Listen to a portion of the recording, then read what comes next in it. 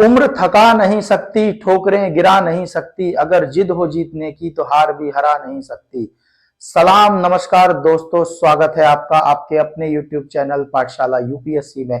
मैं अली सर आज के टॉपिक में लेकर के आया हूं जो हमारी इंडियन पॉलिटी की सीरीज चल रही है, उसमें आज बात करेंगे पार्ट 4 के अंदर DPSP directive principles of state policy, जो कि आर्टिकल 36 टू 51 के बीच में आता है। तो आइए बात करते हैं कि डीपीएसपी क्या है, क्या डीपीएसपी का मतलब है और क्या डीपीएसपी की इंपॉर्टेंट है और कौन कौन से इंपॉर्टेंट आर्टिकल्स हैं डीपीएसपी के अंदर। दोस्तों, अगर आपने हमारे चैनल को पहली बार विजिट किया है तो कृपया चैनल को सब्सक्राइब कर दीजिए, साथ ही बेल आइकन को भी प्रेस कर दीजिए ताकि जब भी मैं कोई वीडियो डालूं तो सबसे पहले वो आपके पास पहुंचे। वीडियो के डिस्क्रिप्शन में जो पाठशाला यूपीएससी का फेसबुक पेज है, इंस्टाग्राम पेज है, उसका लिंक भी दिया गया है, जाकर के उन्हें भी आप फॉलो कर लें, क्योंकि यूपीएससी आईएएस एग्जाम से रिलेटेड इंपॉर्टेंट अपडेट्स में उन पे भी आपको डालता रहता हूं। चलिए आइए शुरू करते हैं अपना टॉपिक आज का, DPSP directive principles of state policy. जैसे कि मैंने बताया कि article 36 to 51 part 4 of the Indian constitution है।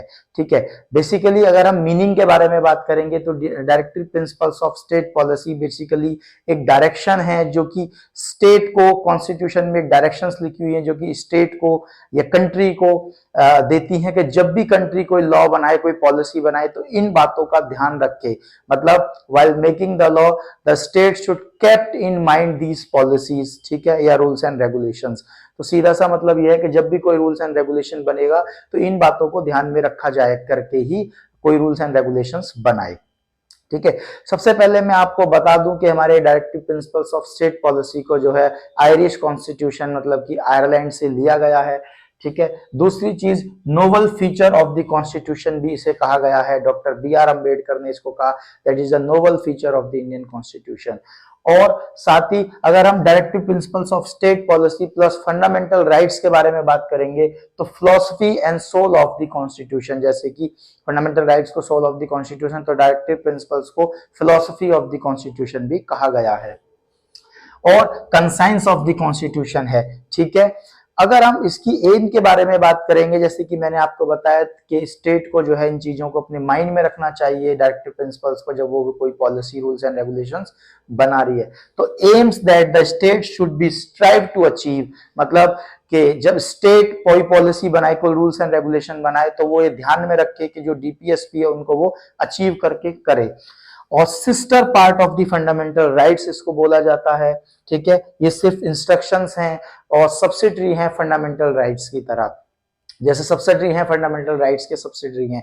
ठीक है, ये एनफोर्सिएबल नहीं है, जैसे कि फंडामेंटल राइट्स का अगर हनन हो रहा है तो जाकर के आप जाके सीधा 32 में या आर्टिकल 2 to 6 में जाकर के हाई कोर्ट चले जाओ या सुप्रीम कोर्ट चले जाओ, नहीं। जैसे हमारी फंडामेंटल ड्यूटीज हैं ऐसी हमारे directive principles of state policy हैं।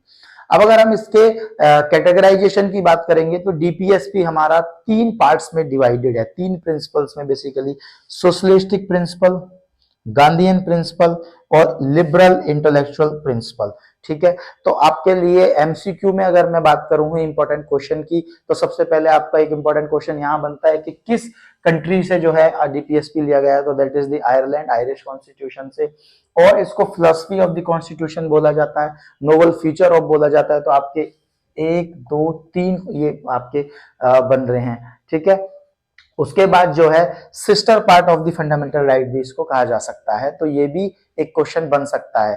और 3 प्रिंसिपल्स हैं जो मैंने आपको बताया, सोशलिस्टिक, गांधीयन और लिबरल इंटेलेक्चुअल प्रिंसिपल। तो ये भी आपका एक एमसीक्यू का क्वेश्चन बन सकता है कि कौन कौन से प्रिंसिपल्स इसके अंदर आते हैं।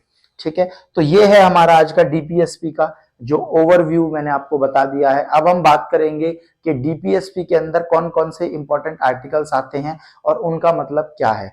तो सबसे पहले बता दें, आर्टिकल 36 जो है आपका, उसमें स्टेट की डेफिनेशन दी गई है, डेफिनेशन ऑफ स्टेट जो है वो आर्टिकल 36 में दी गई है। उसके बाद आर्टिकल 37 है, उसमें कहा गया है एप्लीकेशन ऑफ द प्रिंसिपल्स, मतलब जो भी प्रिंसिपल्स हैं उनको किस तरह से अप्लाई आप करेंगे, तो वो चीज आपको 37 आर्टिकल में मिली है। उसके बाद 38 में state to secure a social order for the promotion of welfare of the people, कि स्टेट जो है, राज्य जो है या देश जो है ऐसा सोशल ऑर्डर बनाएगा जो प्रमोट करेगा, जो कि वेलफेयर की बात करता है, पीपल वेलफेयर है, पब्लिक वेलफेयर की बारे में बात करता है। ठीक है। उसके बाद आर्टिकल 39 ए जो है वो बहुत ही इंपॉर्टेंट है, बात करता है equal justice and free legal aid. ठीक है। Equal pay for equal work, कि इक्वल मतलब कोई डिस्क्रिमिनेशन नहीं हो, जैसे कि राइट टू इक्वालिटी है, ये फंडामेंटल डीपीएसपी भी हमारे सपोर्ट करते हैं कि जो लोग इक्वल कंडीशन में इक्वल पोस्ट पे काम कर रहे हैं, चाहे वो मेल है फीमेल है, चाहे वो किसी भी स्टेट का है, चाहे वो काला या गोरा है, किसी भी कम्युनिटी से बिलोंग करता है, equal pay for equal work. और दूसरा हो गया आपका equal justice and free legal aid. ठीक है। आर्टिकल 40 जो है वो बात करता है organisation of the village panchayat, जो विलेज पंचायत होती हैं उनके ऑर्गेनाइजेशन की, मतलब जो विलेज पंचायत होनी चाहिए किस तरह से वो ऑर्गेनाइज होनी चाहिए उसके बारे में बात करता है आर्टिकल 40। उसके बाद आर्टिकल 42 जो है provision for just and human condition of work and maternity leave, मतलब ये है कि ह्यूमन कंडीशंस होनी चाहिए, मतलब अच्छी कंडीशंस होनी है, साफ सुथरी हाइजीनिक कंडीशंस होनी चाहिए अगर आप कहीं काम कर रहे हो। ठीक है। और लेडीज के लिए ये है, जो प्रेग्नेंट लेडीज हैं अगर उनकी डिलीवरी होने वाली है कुछ है तो उसके लिए मैटरनिटी रिलीफ जो है, मतलब जो है छुट्टियां जो मिलती हैं वो उनको मिलनी चाहिए। ठीक है। उसके बारे में बात करता है आर्टिकल 44, बहुत ही हॉट टॉपिक है, यूनिफॉर्म सिविल कोड के बारे में बात करता है। सब लोग जानते हैं कि यूनिफॉर्म सिविल कोड को लेकर के काफी साल से देश के अंदर डिबेट्स होती रहती हैं। उसके बाद article 45 provision for early childhood care and education to the children below the age of 6 year, मतलब जैसे कि मैंने आपको पहले बताया था फंडामेंटल ड्यूटीज है free and compulsory education 6 to 14 और ईयर्स के लिए। ऐसी डायरेक्टिव प्रिंसिपल्स में क्या कहा गया है, प्रोविजन बनाया गया है कि चिल्ड्रन के लिए फ्री एंड कंपलसरी एजुकेशन है 6 साल की उम्र से कम। ठीक है। जो बच्चे हैं उनके लिए।